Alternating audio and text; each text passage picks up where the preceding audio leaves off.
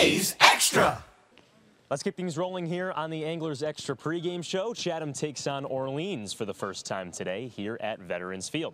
Joe Puccio with Chatham manager Tom Holliday, and Tom, a 6-3 loss yesterday to Hyannis. The Harbor Hawks scored 3 runs in that opening frame.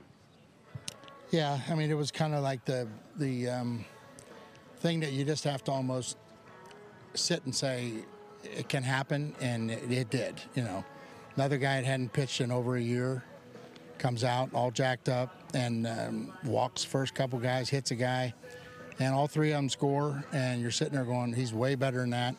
And he proved that the next 3 innings. You know, he pitched really good. And so, you know, you spot somebody 3, it's hard to erase that. And we had no energy offensively last night, which is probably from your night before, the carryover. So anyway, we get back in it.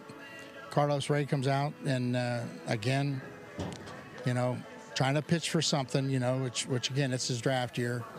And I just can't seem to corral that. I mean, they're going to be overflowing with energy and trying to catch everybody's eye. And so, again, he gives up 2.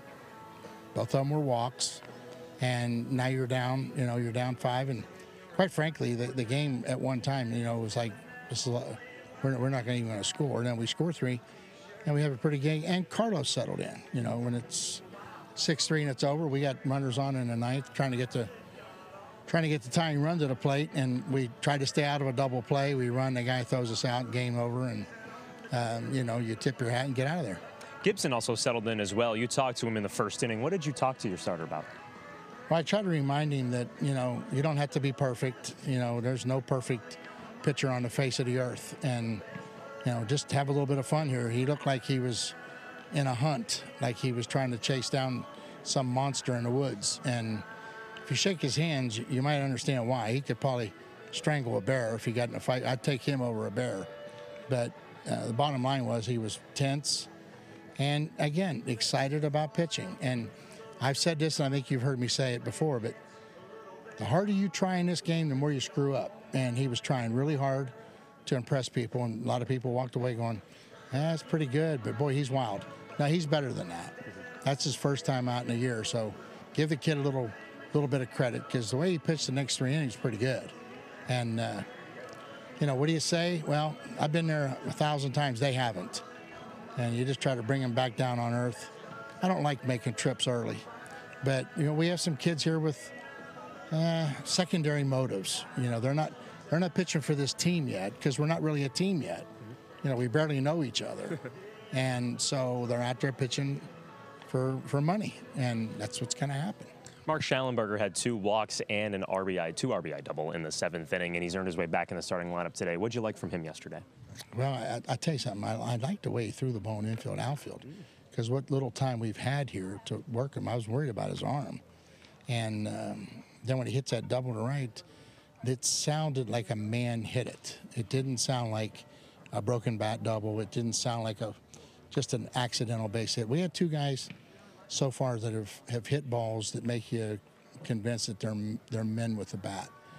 Reeder did it, and he did it last night. So as you will see, as bodies come, the guys that can hit the baseball like a man are going to be around here. The guys that hit it and the bat goes backwards, I'm going to let those kind of guys go, because this league's only going to get better the more you play. You know that. And the kid that pitched against us last night was throwing strikes, had a little bit of movement, a little bit of this, a little bit of that. That kind of guy won't even be around here at midseason, you know, even though he threw 5 shutout innings. So this league gets better. We have to get better.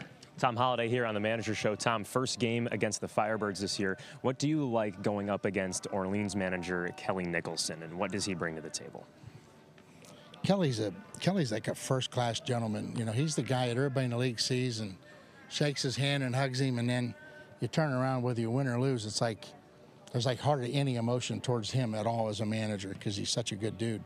And I like seeing him because he's a friend, and he's trustworthy, and there won't be any shenanigans. You know, it's going to be straight-out baseball tonight.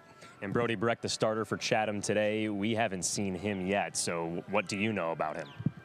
Well, I've seen him on television, and then I saw him up close and personal like Tuesday, and it will be one of the best power arms in the country. And You just kind of hope he throws it over the plate. He really doesn't have to pitch for anything. He has no ulterior motive. I mean, he's going to Team USA on the 23rd, so he's going to get 2 or 3 outings with us. Then he'll go there, and he's a sophomore, so all sophomores up here are playing for next year's draft. So that's not quite as much pressure as the guys that are draftable in July. That's Tom Holliday here on the Manager Show. Tom, thanks for the time. You bet. A's and Firebirds coming up at 7 p.m. Let's send things over to Andrew Selliver for the rest of the Anglers Extra pregame show.